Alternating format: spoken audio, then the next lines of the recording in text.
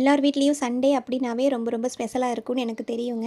அந்த ஒரு நாள் வந்து நம்ம வாரத்தில் மொத்தம் 6 நாள் நம்ம வேலை செஞ்சதோட டயர்டெல்லாம் போயிடும். அது மட்டும் இல்லாமல் அந்த ஒரு நாள் நம்ம ஸ்பெஷலாக ஏதாவது செஞ்சு சாப்பிடுவோம். அந்த மாதிரி தான் நான் எங்களோட வீட்லேயும் வந்து அந்த அன்னைக்கு ஃபிஷ்ஷு அண்டு மட்டன் குழம்பு நாங்கள் செஞ்சுருந்தோம். இந்த ஃபிஷ்ஷு வந்து எப்படி கிடைச்சது அப்படின்னா, இது வந்து ஜிலேபி மீனுங்க. நான் வந்து என்னுடைய பிறந்த ஊருக்கு போயிருந்தேன். அந்த விளாகெல்லாம் நான் எடுத்து வச்சுருக்கேன். நான் உங்களுக்கு நெக்ஸ்ட்டு வந்து நான் அப்லோட் பண்ணுவேன். அங்கே வந்து என்னுடைய வீட்டிலருந்து என்னோடய தோட்டத்திலிருந்து நடக்கிற தூரம் தாங்க பவானி ஆறு. நாங்கள் என்ன பண்ணோம், சும்மா விளையாட்டு போல் கிடைக்குதோ கிடைக்கலையோ அப்படின்ட்டு நாங்கள் வந்து தூண்டில் போட்டு பார்த்துட்ருந்தோம். பார்த்தா என்ன ஒரு ஆச்சரியம்னா, மொத்தம் வந்து 7 மீன் கிடச்சிது. அது 2 மீன் வந்து ரொம்ப ரொம்ப குட்டியாக இருந்துச்சு. அது வேண்டான்ட்டு ஓரளவுக்கு குட்டியாக இருந்துச்சு. அது வேணான்னு விட்டுட்டு, அதுக்கப்புறம் மீதி 5 மீன் நாங்கள் வந்து எடுத்துகிட்டு வந்துட்டோம். பாருங்கள், இந்த 5 மீன் தான் அது. நல்லா பெருசாகவே மாட்டுச்சுங்க. எனக்கே ரொம்ப சர்ப்ரைஸாக இருந்துச்சு. இந்த மாதிரிலாம் ஒரு நாள் கூட கிடச்சதில்ல. ஆனா என்னன்னா, அந்த தூண்டில் நாங்கள் சும்மா போட்டு பார்க்கலான்னு தான் போனோம். அப்போ வந்து ஃபோனெல்லாம் எதுவும் எடுத்துகிட்டு போகல. சும்மா ஃப்ரெண்ட்ஸ் எல்லாம் கூப்பிட்டாங்கன்னு போயிருந்தோம். ஆனா வீடியோ வந்து நாங்கள் அத எடுக்கல. பட் மற்றதெல்லாம் நான் வீடியோ எடுத்திருக்கேன். நான் உங்களுக்கு அதெல்லாம் நான் போடுறேன், அப்லோட் பண்ணுறேன் நெக்ஸ்ட் வீடியோவில். எங்கள் ஊரில் வந்து எங்களுக்கெல்லாம் ஸ்நாக்ஸே வந்து மீன் தாங்க. நான் எப்படி சொல்கிறேன் அப்படின்னா, என்னோடய தோட்டத்தை ஒட்டியே வந்து வாய்க்கால் போயிட்டுருக்கு. அது மட்டும் இல்லாமல் கொஞ்சம் தூரம் நடந்தோம் அப்படின்னா பவானி ஆறு. இந்த மாதிரி வாய்க்கால், ஆறு இதெல்லாம் பக்கத்துலேயே இருக்கிறதுனால எங்களுடைய தோட்டத்தில் வந்து ஒரு நடுவில் ஒரு மரம் இருக்கும். அதில் வந்து ஒரு பெரிய டப்பாக்குள்ளே வந்து குட்டி குட்டி டப்பாவில் மிளகாத்தூள், மஞ்சத்தூள், உப்பு, அதுக்கப்புறம் ஒரு சின்ன கத்தி அதெல்லாம் சேர்ந்து ஒரு பெரிய டப்பாவில் வச்சுருப்போங்க. அதோடு சேர்ந்து ரீஃபைண்ட் ஆயிலும் ஒரு டப்பாவில் வச்சுப்போங்க. இதெல்லாம் வந்து தீர தீர அப்பப்போ நாங்கள் கொண்டு வந்து வச்சுக்கிறது தான். அதுக்கப்புறம் இந்த மாதிரி மீனெல்லாம் கிடச்சிது அப்படின்னா, நாங்கள் தோட்டத்தில் வேலை செஞ்சுட்டு இருக்கும்போது எப்பவுமே வந்து மத்தியானம் நாங்கள் தயிர் சாதம் இந்த மாதிரி கரைச்சது தான் நாங்கள் கொண்டு போவோம். குழம்பு சாதம்னு நாங்கள் கொண்டு போக மாட்டோம். அந்த தயிர் சாதம், அந்த கரைச்ச சாதத்தோடு வந்து என்ன பண்ணுவோன்னா, கடிச்சிக்கிறதுக்கு ஏதாவது பொரியல் கொண்டு போவோம்.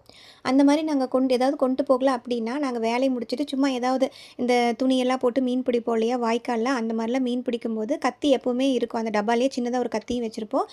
போட்டு நல்லா அழகாக சுத்தம் பண்ணி, அங்கேயே வந்து தீ மூட்டி, அங்கேயே அந்த மீனை வந்து சுட்டு அந்த மசாலாலாம் வச்சுருக்கோம் இல்லையா, அந்த மசாலானா மிளகாத்தூள், உப்பு, எண்ணெய் இதெல்லாம் வச்சுருக்கேன் இல்லையா, மஞ்சத்தூள் இதெல்லாம் வச்சுருக்கேன் இல்லையா, அதெல்லாம் போட்டு நல்லா தடவி அந்த தயிர் சாதத்துக்கு வந்து அந்த மீனை சுட்டு சாப்பிடும்போது அவ்வளோ டேஸ்ட்டாக இருக்குங்க. அந்த கலப்பெல்லாம் ஓடிருங்க உண்மையாலுமே. அவ்வளோ தூரம் அந்த அந்த விவசாயிகளுக்கெல்லாம் வந்து வேலை செய்யும்போது மத்தியானம் இந்த மாதிரி சின்ன சின்ன விஷயங்கள்லாம் வந்து அவங்களுக்கு அவ்வளோ ஒரு பொக்கிஷமாக இருக்கும். அந்த மாதிரி தாங்க எனக்கும். அதெல்லாம் ஒரு மலரும் நினைவுகள்ங்க. அந்த மாதிரி எல்லாம் இயற்கையோட இயற்கையாக வாழ்ந்துட்டு, இப்போ கல்யாணம் முடிச்சு சிட்டிக்கு அமுச்சு விட்டுட்டு, இப்போ எனக்கு வந்து சுத்தமாக பிடிக்காம மனசே ரொம்ப ஸ்ட்ரெஸ்ஸாகவே இருந்துக்கிட்டு இருக்கும். என்னோடய ஊருக்கு போனேன் அப்படின்னா, இப்போ எப்போவுமே எனக்கு ஸ்ட்ரெஸ்ஸாக டென்ஷனாக இருக்கும்போது என்னோடய ஊருக்கு நான் போனேன் அப்படின்னா, அப்படியே அத்தனையும் ரிலீஃப் ஆகிடும். அவ்வளோ மனசு வந்து ரிலாக்ஸ் ஆகி நான் வருவேன். ஆனால் திரும்பி வரும்போது அதே பாரத்தோடு தான், இனி மறுபடியும் அதே மாதிரி மெஷின் லைஃபா அப்படிங்கிற மாதிரி இருக்கும். வேறு வழி இல்லைங்களே, பொண்ணாக பிறந்துட்டேன். நான் நிறையா முறை யோசிச்சிருப்பேன், இந்த ஒரு விஷயத்துக்காவது நான் பையனாக பிறந்திருக்கலாமே, ஏன்னா பிறந்த ஊர்லேயே அம்மா அப்பா கூடயே நம்ம இருந்திருக்கலாம், அந்த இயற்கையோட இயற்கையாக நம்ம வாழ்ந்திருக்கலாம். ஸோ இந்த மாதிரி நிறைய விஷயங்கள் எனக்கு தோணிக்கிட்டே இருக்கும். என்ன ஒரு பிரச்சனைனா, நான் வந்து அனுபவித்த அந்த இயற்கை சூழ்நிலை அத்தனையும் வந்து என்னோடய பையனுக்கு கிடைக்கல. அதுதான் ரொம்ப ரொம்ப கஷ்டமாக இருக்குது. நான் வந்து எங்கள் கிராமத்தில் எப்படின்னா, சொந்தக்காரங்கலாம் நிறைய பேர் இருப்பாங்க, ஃப்ரெண்ட்ஸ் நிறைய பேர் இருப்பாங்க. ஏதாவது ஒரு விசேஷம் அப்படின்னா, சின்ன பிள்ளைகளுக்கெல்லாம் ஒரு வேலையை ஒதுக்கிடுவாங்க. நாங்கள்லாம் சேர்ந்து கலந்து அந்த வேலையை வந்து நல்லபடியாக செஞ்சு முடிப்போம். அப்புறம் நிறைய ஸ்போர்ட்ஸ் வைப்பாங்க. இந்த மாதிரி ஒரு சின்ன கிராமம்னா எங்களுக்குள்ள அவ்வளோ எல்லாமே சொந்தங்கள் மாதிரி தானே, அந்த மாதிரி நல்லாயிருக்கும். அது மட்டும் இல்லாமல் கிணத்து நீச்சல், அப்புறம் ஆறு, குளம் இந்த மாதிரி இயற்கையோட இயற்கையாக நாங்கள் வாழ்ந்துட்டு, என்னோடய பையனுக்கு அது வந்து கிடைக்கல. எப்பாவது ஒருக்கா லீவ் விட்டால் தான் நாங்கள் அங்கே போக முடியுது. ஸோ இந்த மாதிரி சூழ்நிலை இருக்கும்போது எனக்கு ரொம்ப கஷ்டமாக இருக்கும். அதனால தான் கிராமத்தில் இருக்கிறவங்கலாம் அட்லீஸ்ட் +2 வரைக்குமாவது கிராமத்தில் நல்லபடியாக படிச்சுட்டு, வேணால் வெளியூர் போகணுன்னு ஆசைப்படுறவங்க காலேஜுக்கு போகலாம், வேலைக்கு போகலாம். ஆனால் அந்த +2 வரைக்காவது அந்த கிராமத்தில் அந்த சூழ்நிலைகள்லாம் அனுபவித்து வளரணும். அதுதாங்க எனக்கும் ஆசை. என்னோடய அப்பா வந்து இருந்தாருன்னு வச்சுக்கோங்களேன், என்னோடய பையனை வந்து நான் கண்டிப்பாக கிராமத்தில் தாங்க படிக்க வச்சுருப்பேன். நான் இங்கே சிட்டியில் இருந்தாலும் பரவாயில்ல, என்னோடய அப்பாவோட பொறுப்பில் என்னோடய பையனை விட்டுருப்பேன். அவனுக்கு வந்து கார்லேருந்து எல்லாமே ஓட்ட கற்றுக் கொடுத்துருப்பாரு. ஆனால் என்னோட துரதிர்ஷ்டங்க உண்மையாலுமே எங்களுக்கெல்லாம் ராசியே இல்லை. என்னோடய அப்பா வந்து இறந்துட்டாரு. அதாவது எனக்கு கல்யாணமாகி 3 மாதத்துல எங்கள் அப்பா இறந்துட்டாரு. என்னோடய பையனையெல்லாம் அவர் பார்க்கவே இல்லைங்க, பார்க்காமயே போயிட்டாரு. எனக்கு என் பையனுக்கெல்லாம் அதிர்ஷ்டம் இல்லைன்னு தான் நான் நினைப்பேன். ஏன்னா அவ்வளோ தைரியமாக வளர்த்துவாருங்க. என்னை வந்து நான் ஒரு பொண்ணாக கூட இல்லை, ஒரு ஆம்பளை மாதிரி, அதாவது கிணத்துல நீச்சல் பழகுறதாகட்டும், ஆற்று நீச்சல் ஆகட்டும், மரம் ஏறுவங்க. நீங்கள் சொன்னால் நம்ப மாட்டீங்க. இப்போ ஒரு நுங்கெல்லாம் இருக்குது அப்படின்னா, அது ஒரு மாதிரி மரம் ஏறலாம் கற்றுக் கொடுத்துருக்காங்க. அதெல்லாம் நாங்கள் போடுவோம். அந்த மாதிரியெல்லாம் கொய்யா மரம் இருக்கும். ஆம்பளை மாதிரி மரமெல்லாம் ஏறி அந்த இதெல்லாம் வெட்டி விடுவேன். இந்த இப்போ தேக்கு மரம் இருக்குது அப்படின்னா, அந்த சைடில் இருக்கிற குச்சியெல்லாம் நான் வெட்டி விடுவேன். அப்படி வேலை செய்வேங்க. அப்படி வளர்த்துனாரு தைரியமாக. அது மட்டும் இல்லாமல் நல்லா சின்ன வயசுலேயே வண்டியெல்லாம் ஓட்ட கற்றுக் கொடுத்துட்டாரு, கார் ஓட்ட கற்றுக் கொடுத்துட்டாரு. அப்புறம் என்னுடைய அம்மா, என்னோட அப்பாவோட அம்மா இவங்கெல்லாம் வந்து இப்போ போகிற இடத்துலலாம் சமையல் வந்து கரெக்டாக செஞ்சு செய்யணும் இல்லையா? அதனால் அதெல்லாம் நல்லா பழக்கி விட்டுறலாம் அப்படின்ட்டு எல்லாமே நல்லா பழக்கி விட்டாங்க. அந்த மாரி ஒரு போகிற இடத்துல வந்து யாருமே என்ன நெனச்சு முகம் சுளிக்கக்கூடாது. இவளுக்கு இது தெரியல, அது தெரியல அப்படின்லாம் சொல்லக்கூடாது அப்படின்ட்டு என்னை வந்து எல்லாமே தயார்படுத்துனாங்க. அது மட்டும் இல்லாம படிப்பு ரீதியாவும் என்னை தயார்படுத்துனாங்க. அந்த அளவுக்கு பக்குவமா எல்லா விஷயங்களும் என்னை பார்த்து பார்த்து பண்ணும்போது, என்னுடைய பையனுக்கு பண்ணாம விட்டுருப்பாங்களா? என்னோட அப்பா இல்ல அப்படிங்கிற காரணத்தினால தான் இப்ப எங்க அம்மா அங்க இருக்கிறாங்க. தனியா விட்டு எங்க அம்மாவுக்கு வந்து கொஞ்சம் சிரமம் தானங்க. அதனால நான் வந்து என் பையன இங்க கோயம்புத்தூர்லயே வச்சுக்கிட்டேன். இல்லாட்டி என்னோட ஊர்ல தான் நான் விட்டுருப்பேன். அட்லீஸ்ட் +2 வரைக்குமாவது அங்க நான் படிக்க வச்சிருப்பேன். யாருக்கெல்லாம் இந்த மாதிரி பிறந்த வீட்டு வந்து இந்த மாரி ரொம்ப ஏக்கமா இருக்கு அப்படின்னு சொல்லுங்க. ஏன்னா என்னோட ஏக்கத்த நான் இதில கொட்டிகிட்ருக்கேன். உங்ககிட்ட பகிர்ந்துக்கிட்டு இருக்கேன். இப்போ இந்த மீனுக்கு வந்து ஒன்றுமே இல்ல. சிம்பிளா இஞ்சி, பூண்டு அதுக்கப்புறம் வந்து மிளகாத்தூளு, உப்பு, மஞ்சத்தூளு அவ்வளோதாங்க. அப்புறம் கொஞ்சோண்டு லெமனு இவ்வளோதான். இதுவே பாருங்க எவ்வளோ சூப்பரா வந்திருக்கு அப்படின்ட்டு. எண்ணெயும் அதே மாரி தான். எண்ணெய் அதிகமா குடிக்காது. நீங்க பார்த்தீங்கன்னாவே தெரியும். சொத சொதன்னு எண்ணெயெல்லாம் தெரியாது. அந்த மீனோட சைனிங் தான் வந்து இருக்குது. எப்பவுமே மீன் நம்ம பொரிக்கும்போது கண்டிப்பா அடுப்புல அங்க இங்கேன்னு அடுப்பு சைட்லலாம் தெறிக்கும். அதனால தான் நீங்க அந்த மீன் செஞ்சுட்ருக்கும்போது நீங்க அடுப்பு பார்க்கும்போது கொஞ்சம் அங்கே இங்கேன்ட்டு இருக்கும். அந்த எண்ணெய் மாதிரியெல்லாம் இருக்கும். அது மீன் நம்ம சுடும்போது இதாகிறதா. எப்போ நம்ம மீன் செஞ்சாலும் சரி, நான்வெஜ் செஞ்சாலும் சரி, வெஜ்ஜு செஞ்சாலும் சரி, நைட்டு படுக்கும்போது கண்டிப்பா அடுப்ப நம்ம கழுவி விட்டுட்டு தானே படுப்போம்.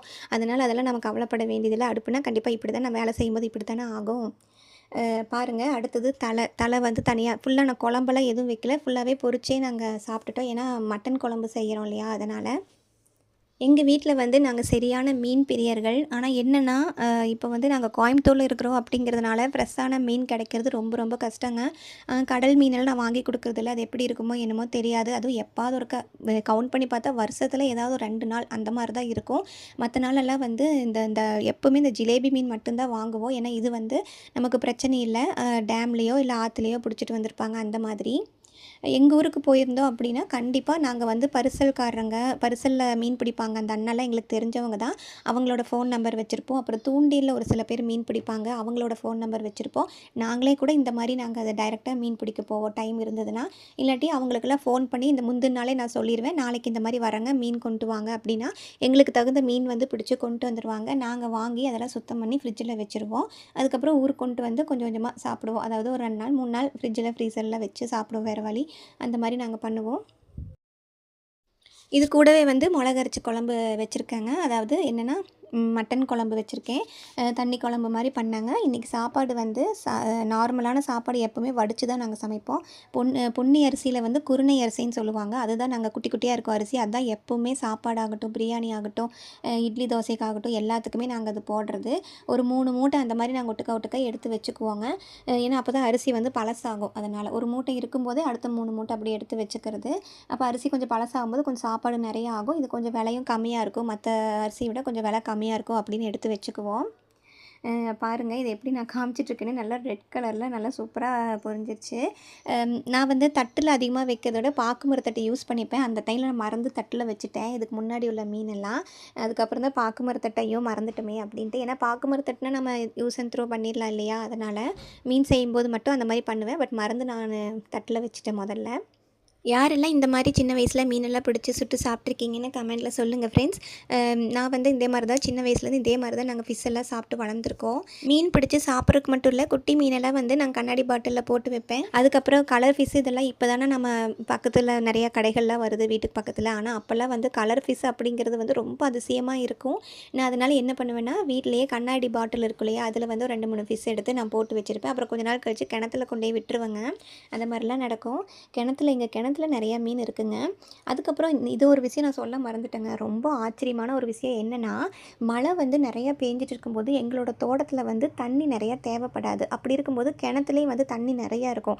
ஸோ அந்த மாதிரி டைமில் என்ன பண்ணுவோம் அப்படின்னா, கிணத்துல வந்து மோட்டருக்கு தண்ணி வந்துடும். ஸோ அதனால் அந்த கிணத்து தண்ணி நாங்கள் வாய்க்காலுக்கு விடுவோம். ஸோ அப்படி விடும்போது அந்த மழை இதில் வந்து அந்த வாய்க்காலில் மேடு ஏறி மீன் வருங்க. எங்கள் கொப்புலேயே மீன் வரும். அது அப்படியே நாங்கள் பிடிப்போம். பிடிச்சு வந்து நாங்கள் அந்த மாதிரி டைமில் வந்து மழையில் நனைஞ்சாலும் பரவாயில்ல அப்படி பண்ணிக்கிட்டு இருப்போம். ரொம்ப ஆச்சரியமாக இருக்கும்.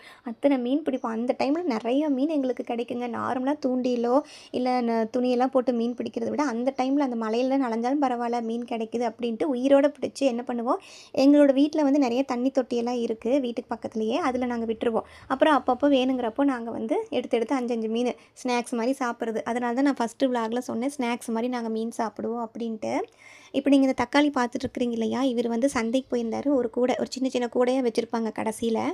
அப்போ வந்து ஒரு கூடை தக்காளி வாங்கிட்டு வந்திருந்தார். இது வந்து எனக்கு மட்டும் இல்லைங்க, எங்கள் சித்தி பெரியம்மா என்னோடய அம்மா எல்லாத்துக்கும் பிரித்து நான் கொடுத்து விடுவேன். அது கூட வந்து 2 தேங்காய் கொண்டு வந்திருக்கிறாரு. ஒரு மாங்காய் ஒரு மாம்பழம் கொண்டு வந்திருக்கிறாரு. அதாவது தெரிஞ்சவங்க கொடுத்தாங்க அப்படின்ட்டு எனக்கு கொண்டு வந்திருக்காங்க. இது வந்து என்னென்னா மருதாணியோட காய்ங்க. என்ன பண்ணுவார், மருதாணியோட காயை வந்து காய வச்சு அந்த புகை போடுவாங்க. வெள்ளிக்கிழமை ஆனால் என்னோடய வீட்டில் பூஜை பண்ணுவாங்க.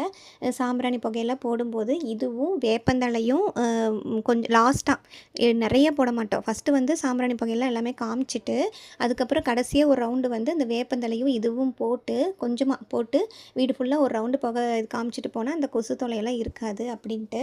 ஆனால் ரொம்பலாம் போடக்கூடாதுங்க, அளவாக தான் எதுவுமே. அந்த மாதிரி டைமில் நாங்கள்லாம் வந்து வீட்டை விட்டு வெளியே போய் நின்றுக்குவோம். இப்போ கொஞ்ச நேரம் அந்த வீட்டில் அந்த புகையெல்லாம் இருக்கணும் அப்படின்ட்டு அதுக்கப்புறம் வந்து ஜன்னல்லாம் ஓப்பன் பண்ணி விடுவோம். இந்த மாதிரி தாங்க பாருங்கள், நல்லா சூப்பராக இருக்குது பாருங்கள். எங்கள் வீட்டில் மருதாணி மரமே இருக்குது. ஸோ அதனால் வந்து இந்த மாதிரி காயெல்லாம் பறிச்சுப்போம். மருதாணி மரம் நீங்கள் பார்த்துருக்கீங்க நிறைய இடத்துல வந்து கிராமத்தில் கருவேப்பிலை மரம் இருக்குங்க. என்னோடய வீட்டில் நீங்கள் சொன்னால் உண்மையாலுமே நம்ப மாட்டீங்க, இதெல்லாம் பொய்யே கிடையாது, சத்தியமாக சொல்கிறேன். என்னென்னா எங்களோட வீட்டில் வந்து கருவேப்பிலை மரம் இருக்கும். அந்த மரத்தில் தூரிக்கட்டி ஆடுற அளவுக்கு கெட்டியாக இருக்கும் அதனுடைய தண்டு. அப்போ எப்படி இருக்கும்னு நினச்சி பாருங்கள், எத்தனை காலம் அந்த மரம் இருந்திருக்கும் அப்படின்ட்டு. அதில் வந்து இதே மாதிரி தான் இந்த காயை பார்த்தோன்னே எனக்கு அந்த கருவேப்பிலை செடி தான் ஞாபகம் வருது.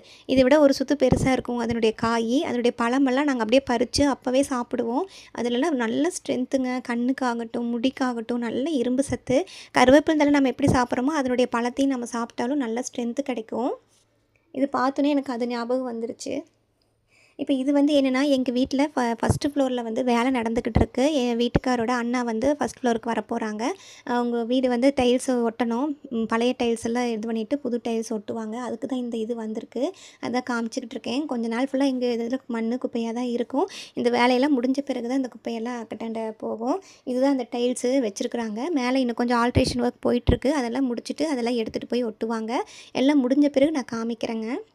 இது வந்து ஃபுல்லாக வெங்காய சருகுங்க. படுதா மேலே வந்து வெங்காயம் வந்து புடச்சிட்ருப்பாங்க அங்கே சந்தையில். அவங்கக்கிட்ட இருந்து இந்த வெங்காய சருகு வந்து வாங்கி கொண்டு வந்திருக்கிறாரு. 2 தென்னை மரம் வந்து கொஞ்சம் ஸ்ட்ரென்த்து கம்மியாக இருக்கிற மாதிரி அங்கே ஊரில் தோட்டத்தில் ஃபீல் பண்ணியிருக்கிறாரு போல். ஸோ இந்த வெங்காய சருகு வந்து கொண்டு போய் தண்ணியில் ஊற வச்சு அப்புறம் அது கூட எருக்கலாம் தலையும் போட்டு ஊற வச்சு ஒரு மருந்து தண்ணி மாதிரி கொண்டு போய் ஊற்றுனா அந்த தென்னை மரம் வந்து நல்லா வந்துடும் அப்படிங்கிறது இவர் நினச்சிருக்கிறாரு. ஸோ அதனால் அது கொண்டு வந்திருக்கிறாருங்க. அது சுத்தமானதுங்க. படுதா மேலே வந்து ஒரு படுதா விரித்து அதுக்கு மேலே வெங்காயத்தெல்லாம் புடச்சி அந்த தோல் தாங்க இது. பாருங்கள் எங்களோட வீட்டில் வந்து எத்தனை செடிகள் நாங்கள் இண்டோர் பிளான்ட்ஸ் வச்சுருக்கோம் அப்படின்ட்டு அதெல்லாம் தான் காமிச்சிக்கிட்டு இருக்கேன். நிறைய இண்டோர் பிளான்ட்ஸுங்க, லீஃபி பிளான்ட்ஸு, நிறைய விதவிதமான நேமு. எங்கிட்ட வந்து எத்தனை வெரைட்டிஸ் இருக்குன்னா ஒரு கண்டிப்பாக ஒரு 60 வெரைட்டிஸாவது இருக்கும். அந்த மாதிரி நான் வச்சுருக்கேன். இதெல்லாம் பாருங்கள் எவ்வளோ நீளமாக இருக்குது இந்த கலேடியம் இதுக்கு பேர். இது வந்து நல்ல நீளம் பாருங்கள், எவ்வளோ அகலமான லீஃபு. இதுக்கெல்லாம் காரணம் என்னென்னா நான் வந்து ஸ்ட்ரென்த்தான வாட்டர் அப்பப்போ வாரத்துக்கு ஒரு டைமு டானிக் மாதிரி ஏதோ ஒன்று கொடுத்துக்கிட்டே இருப்பேன். இந்த பீட்ரூட் வந்து நான் இப்போ எடுக்கலைங்க. இது வந்து 2 நாளைக்கு முன்னாடி இந்த பீட்ரூட் உள்ளதை மட்டும் எடுத்தேன். அது என்னென்னா பீட்ரூட் நம்ம தோலெல்லாம் சீவிட்டு நம்ம கழுவுவோம் இல்லையா, அது வந்து ஒரு கப்பில் தண்ணி வச்சு அதில் கழுவுவேன். கொஞ்சம் அந்த பீட்ரூட்டோட சாரெல்லாம் கலந்து அந்த தண்ணியும் வந்து கொஞ்சம் ஹெல்த்தியான தண்ணியாக மாறும் இல்லையா. ஸோ அந்த தண்ணியை கொண்டு போய் நான் ஒவ்வொரு டைம் வந்து ஒவ்வொரு செடிக்கு ஊற்றுவேன். வெறும் பீட்ரூட் மட்டும் இல்லைங்க, ஒவ்வொரு டைம் ஒவ்வொரு மாதிரி. இப்போ கஞ்சி தண்ணி வடிக்கிறேன் அப்படின்னா அது இன்னும் கொஞ்சம் தண்ணி கலந்து ஊற்றுவேன். அரிசி களையிற தண்ணி, அதுக்கப்புறம் வெந்தயம் உளுந்தெல்லாம் ஊற வைக்கிறோம் இல்லையா அந்த தண்ணி. ஸோ இந்த மாதிரியெல்லாம் நான் வந்து ஊற்றுறதுனால தான் அந்த செடி வந்து அவ்வளோ ஹெல்த்தியாக வளருதுங்க. இல்லாட்டி இந்த ஊரில் வந்து அந்த இத்தினோண்டு தொட்டிக்குள்ளே இருக்கிற மண்ணை நம்பி எல்லாம் செடி வளராது. நம்ம அப்பப்போ வந்து அதுக்கு ஸ்ட்ரென்த்தாக ஏதோ ஒன்று கொடுத்துக்கிட்டே இருக்கணும். நான் வந்து செடி பராமரிக்கிற வீடியோ ஒன்று தனியாகவே நான் போடுறேங்க. இண்டோர் பிளான்ட்ஸு அது என்னென்ன இண்டோர் பிளான்ட்ஸு இதுக்கெல்லாம் என்னென்னலாம் பண்ணணும் அப்படின்ட்டு.